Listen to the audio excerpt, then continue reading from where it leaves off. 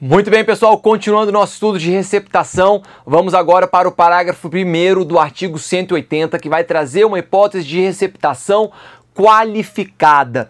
E essa hipótese de receptação qualificada, obviamente, ela vai ter uma imposição de pena mais grave, porque se trata de uma receptação praticada em atividade comercial ou atividade industrial. Vamos ver então aqui parágrafo 1º do artigo 180.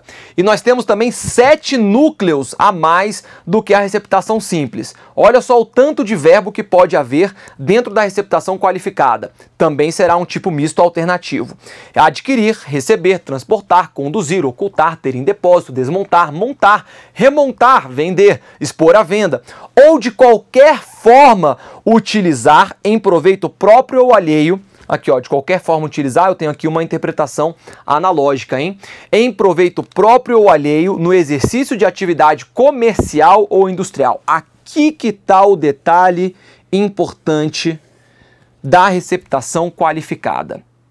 Praticar qualquer um desses verbos no exercício de atividade comercial ou industrial. Coisa que deve saber ser produto de crime.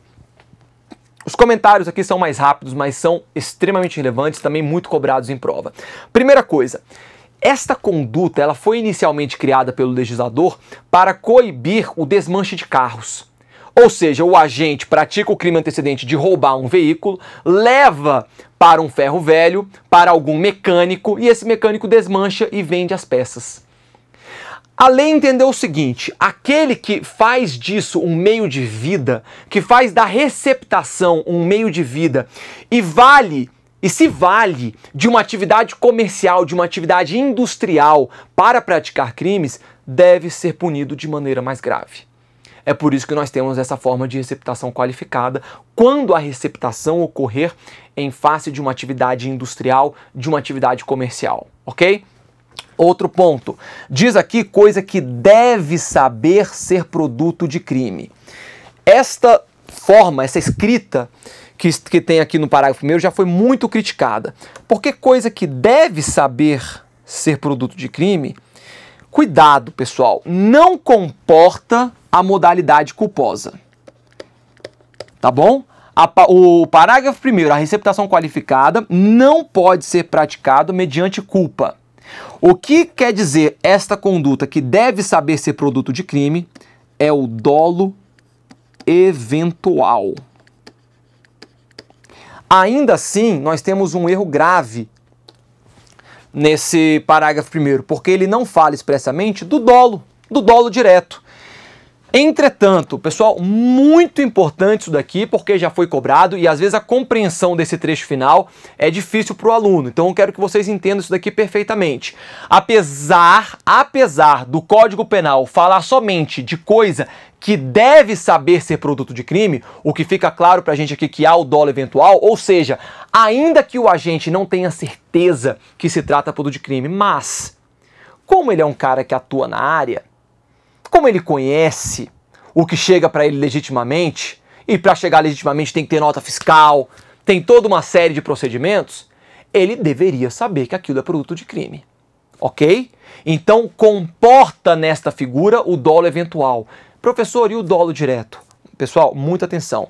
STJ e STF já pacificaram o entendimento de que, apesar de não ter expressamente falando coisa que sabe ser produto de crime, este parágrafo 1º deve ser interpretado como se tivesse isso daqui, olha.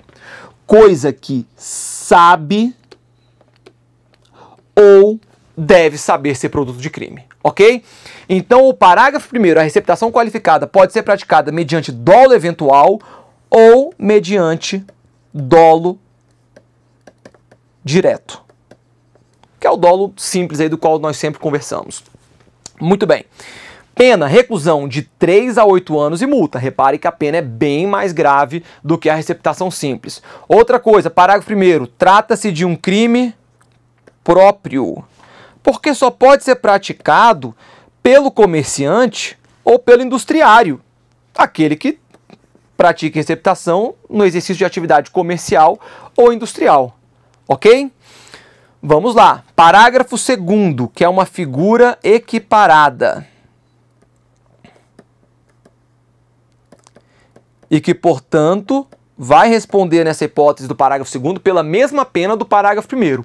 Olha o que diz: equipara-se à atividade comercial, para efeito do parágrafo anterior, qualquer forma de comércio irregular ou clandestino, inclusive o exercício em residência. O exercício em residência. Pessoal, olha só o que nós temos aqui. Não precisa ser uma atividade comercial ou industrial formal. Se nós tivermos uma atividade comercial ou industrial informal, sabe aquele cara que abre o quintal para consertar carro? Ou aquela pessoa que abre o quintal, bota lá numa garagenzinha produtos de receptação para adquirir e vender e torna aquilo um negócio. Ainda que seja uma atividade informal, ainda que venha a ser exercida em residências, vai ser equiparada a uma atividade comercial ou industrial do parágrafo 1º. Então, pode vir a responder sim e vai responder pela figura qualificada da receptação, ok? Então, atenção aí a esta figura equiparada do parágrafo 2º. Deixa eu apagar aqui, é o que a gente já conversou, mas olha aí. O parágrafo 1º do artigo 180 pune tanto o agente que atua com dolo eventual, como também o que atua com dolo direto. Qualquer coisa, vejam lá o informativo 712 do STF de 2013, tá bom? Tudo dentro aí do que nós já conversamos. Parágrafo 3º. Pessoal, esse parágrafo 3º, ele tem que ter muito cuidado. O parágrafo 3º da receptação é o que nós vamos chamar de receptação culposa. Cuidado, tá? Lá no parágrafo 2º não tem modalidade culposa não, mas aqui no parágrafo 3º nós temos a receptação culposa. E a receptação culposa, ela é especialmente importante porque é o único crime contra o patrimônio que existe na modalidade culposa. Vou repetir. A receptação culposa é o único delito dos crimes contra o patrimônio que existe na modalidade culposa. Furto doloso, roubo doloso, extorsão, extorsão mediante sequestro, dano, todas as hipóteses de crimes que nós tratamos nos crimes contra o patrimônio são crimes que somente haverá na modalidade, somente existirão na modalidade dolosa. A receptação vai ser a exceção. Nós temos aqui a hipótese de receptação culposa. Apesar do nome em iuris do parágrafo 3º não ter sido trazido sob essa denominação de receptação culposa, trata-se de uma hipótese de receptação culposa. Adquirir ou receber coisa que, por sua natureza, ou pela desproporção entre o valor e o preço, ou pela condição de quem a oferece, deve presumir-se obtida por meio criminoso.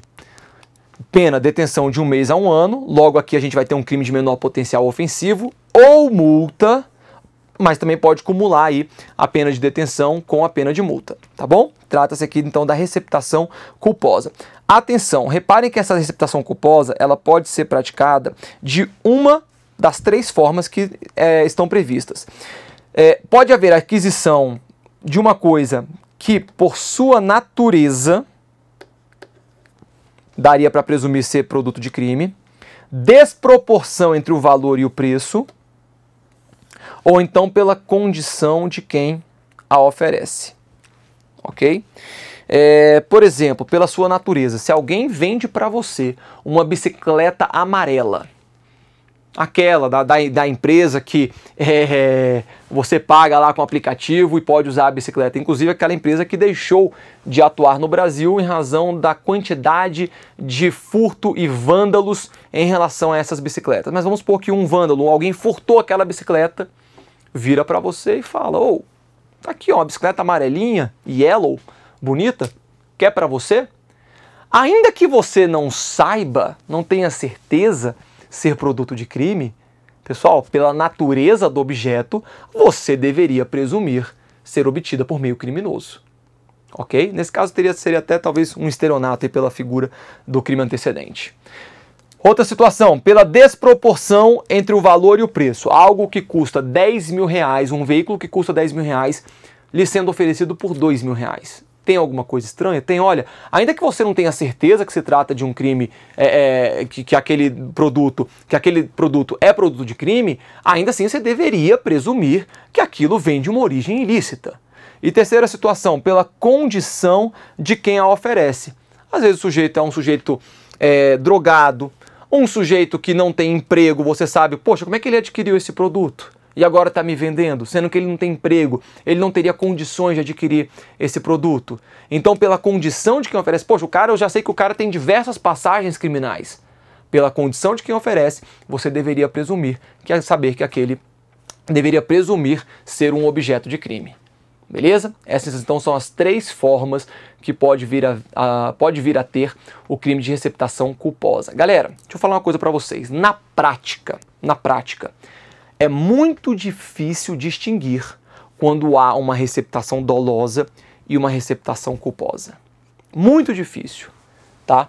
E é claro que na hora de realizar uma prisão em flagrante, na hora do Ministério Público oferecer a denúncia, ele vai levar em consideração elementos que podem ser depreendidos da situação para então tipificar da maneira adequada. Olha, isso aqui é uma receptação dolosa, isso aqui é uma receptação culposa. Por que eu estou falando isso?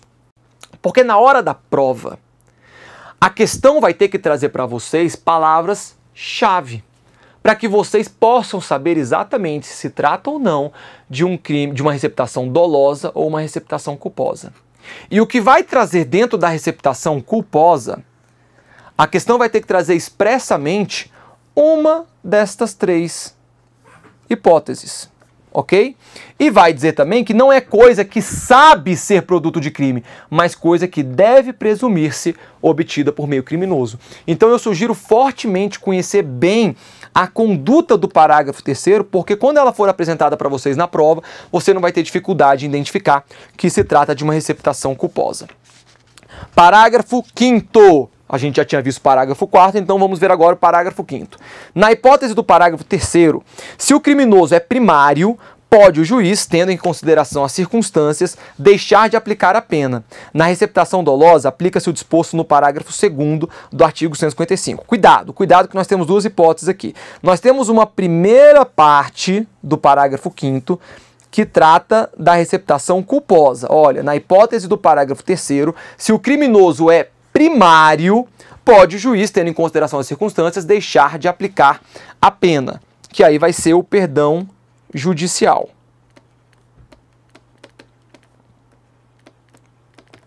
Então esse perdão judicial só é aplicável no crime de receptação culposa, desde que o agente seja primário e o juiz, levando em consideração as circunstâncias, entenda que deve ser devido aqui a isenção de pena, o perdão judicial. Já a segunda parte do parágrafo 5º vai se aplicar à receptação dolosa. E o que está dizendo? Que na receptação dolosa nós podemos ter a tal da receptação dolosa privilegiada. Lá do artigo 155, parágrafo 2º. Ou seja, se esta receptação for praticada por um agente primário e a coisa receptada for uma coisa de pequeno valor, levando em consideração todos os comentários que a gente já fez lá no crime de furto, pode haver, então, as consequências lá do artigo 155, parágrafo 2º, aplicar somente a pena de multa, substituir a pena de reclusão pela pena de detenção, diminuição da pena de 1/3 a 2/3, todas aquelas boas consequências, aqueles privilégios que são dados a quem pratica o furto privilegiado, pode ser dado aqui também no caso da receptação privilegiada, desde que o agente seja primário e que a coisa receptada seja de pequeno valor, ok? Calma. Pergunta agora. Acabamos de falar aqui então da receptação dolosa, da possibilidade da receptação privilegiada. A pergunta agora é possível a receptação privilegiada qualificada? Qual que seria a qualificada? É aquela receptação que acontece em atividade comercial ou industrial. Eu posso aplicar o privilégio à receptação qualificada se o agente for primário e a coisa for de pequeno valor? Posso ou não posso? Primeira corrente vai dizer que não, uma vez que seria uma solução muito branda para a receptação qualificada. Segunda corrente, sim, pode haver a receptação privilegiada qualificada. Primeiro, porque o parágrafo 5º está posicionado abaixo do parágrafo 1º. Olha aqui comigo, eu tenho a receptação qualificada no parágrafo 1º e o parágrafo 5º com este benefício lá embaixo. Logo, ele poderia ser aplicado ao que está acima dele. Este é um entendimento. Além disso, em segundo lugar, como foi reconhecida a possibilidade de furto híbrido, e a gente tem a súmula 511 do STJ, que reconhece a possibilidade do furto privilegiado qualificado, não haveria razão para impedir o mesmo benefício à receptação. Galera, não há uma posição pacífica, tá? São duas correntes, tem prevalecido a segunda corrente. Mas eu ainda não vi isso daqui sendo cobrado em prova. Tem prevalecido no mundo jurídico, mas eu não vi isso daqui ainda sendo cobrado em prova. Vamos aguardar. Esperamos, na verdade, que não seja cobrado, pelo menos até a gente ter uma pacificação maior aí em relação à jurisprudência. Parágrafo 6º. Tratando-se de bens do patrimônio da União, de Estado, do Distrito Federal, de município ou de autarquia, fundação pública, empresa pública, sociedade de economia mista ou empresa concessionária de serviços públicos, aplica-se em dobro a pena prevista no caput desse artigo. O caput deste artigo, o caput da receptação, tem pena de reclusão de 1 a 4 anos. Logo, se houver a receptação de um bem que pertença à administração direta ou indireta, a gente vai ter a pena de reclusão de 2 a 8 anos. Professor, eu estou vendo que esse dispositivo do parágrafo 6º foi atualizado pela Lei 13.531 de 2017. É verdade? É verdade. O que acontece? Nós tínhamos algumas figuras dentro do parágrafo 6º, como o Distrito Federal, como a autarquia, empresa pública, esses aí eu lembro de cabeça, que não estavam previstos no parágrafo 6º. Então, se houvesse a receptação de um bem de um Estado, haveria aqui essa hipótese de aumento de pena e aplicação da pena em dobro. Entretanto, se nós tivéssemos a receptação de um bem do Distrito Federal, não poderia ser aplicado, porque seria uma analogia em malam partem. Então veio em 2017 a Lei 13.531 e consertou, incluindo todos os entes federativos e todas as entidades aí da administração direta e da administração indireta. Vocês vão lembrar que esta Lei 13.531 foi aquela mesma lei que alterou o crime de dano qualificado quando o crime é praticado contra o patrimônio de entes federativos ou entes da administração pública. Fechou? Em frente, artigo 180-A. Eu tenho aqui agora a receptação de animal. Adquirir, receber, transportar, conduzir, ocultar, ter em depósito ou vender, com a finalidade de produção ou de comercialização, semovente domesticável de produção, ainda que abatido ou dividido em partes, que deve saber ser produto de crime. Que deve saber ou que sabe, tá, pessoal? Aqui vai aquele mesmo comentário, que sabe ou deve saber ser produto de crime. Então eu comporto aqui tanto a modalidade dolosa quanto o dolo direto ou bem como o dolo eventual. Pena, reclusão de 2 a 5 anos e multa. Lembrando que semovente domesticável de produção são animais que geram algum tipo de retorno financeiro para a vítima, para a pessoa, para o produtor. Reparem também que a Lei 13.330, que incluiu a receptação de animal, é aquela mesma que trouxe o advento do artigo 155, parágrafo 6º, que trata do furto de semovente domesticável de produção. Então todos os comentários que a gente fez lá atrás, dentro do crime de furto, sobre o furto de semovente domesticável de produção, se aplica aqui a essa receptação de animal. O que é importante é sabermos que existe esse delito. Porque se a prova colocar para você que se trata de receptação simples, lá do artigo 180, uma eventual receptação de um boi reprodutor, está errado. Porque não configura a receptação simples, não configura o artigo 180. É um outro crime aqui. É o crime de receptação de animal. Atenção também, porque o crime de furto de semovente domesticável de produção é uma qualificadora do crime de furto. Já a receptação de animal não é uma qualificadora da receptação. É um crime autônomo. É o artigo 180A, ok? Então, furto de semovente domesticável de produção é um furto qualificado. Receptação de semovente domesticável de produção é um delito autônomo. Fechou? Com isso a gente vai aqui agora para a jurisprudência. Receptação e porte de arma de fogo no mesmo contexto fático. Aplica-se o princípio da consunção? Opa, princípio da consunção? Vem comigo. Existia uma tese de que aquele que porta uma arma de fogo ilegal, se ele tivesse adquirido aquela arma de fogo sabendo ser produto de crime, por exemplo, um policial civil, um policial militar teve a sua arma furtada por ladrões. Esses ladrões vendem aquela arma deste policial civil para um terceiro. Este terceiro que adquire a arma sabe que aquela arma é proveniente de um furto praticado contra aquele policial civil. E mesmo assim adquire, ok?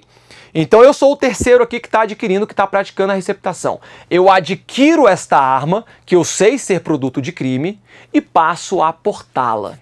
Obviamente sem autorização legal para isso. E aí tinha uma tese defensiva que dizia, olha, o porte ilegal de arma de fogo absorve o delito de receptação. Se o agente for flagrado, se o agente vier a responder pelo porte ilegal de arma de fogo, ele não deve responder pela receptação, porque a receptação é um crime meio, ele praticou a aquisição da receptação como um crime meio para a prática do crime de porte de arma de fogo. Ilegal. Este entendimento subsistiu por algum tempo, mas não é um entendimento mais da doutrina e da jurisprudência, ok? Se alguém, portanto, pratica uma receptação e em seguida pratica o porte ilegal de arma de fogo, vai responder pelos dois delitos em concurso material. Na tela. Receptação e porte de arma de fogo no mesmo contexto fático. Aplica-se o princípio da consunção? Não. Vem o STJ e diz, é inaplicável o princípio da consunção entre os delitos de receptação e porte ilegal de arma de fogo, por serem diversas a natureza jurídica dos tipos penais. Eu tenho a receptação, que é um delito, é um crime contra o patrimônio, e que protege o patrimônio da vítima, e eu tenho o porte ilegal de arma de fogo, que é um crime de perigo abstrato previsto lá na Lei 10.826 de 2003, lá no Estatuto do Desarmamento. É um crime que protege a paz pública. Então são dois delitos que se consumaram em momentos distintos e que, além disso, protegem bens jurídicos distintos. Eu não tenho como absorver uma conduta à outra. Não vamos aplicar aqui o princípio da consunção. O agente responde tanto pela receptação, bem como pelo porte ilegal de arma de fogo. Fechou? Galera, próximo bloco a gente faz aí alguns exercícios sobre receptação. Vamos parar por aqui. Até lá.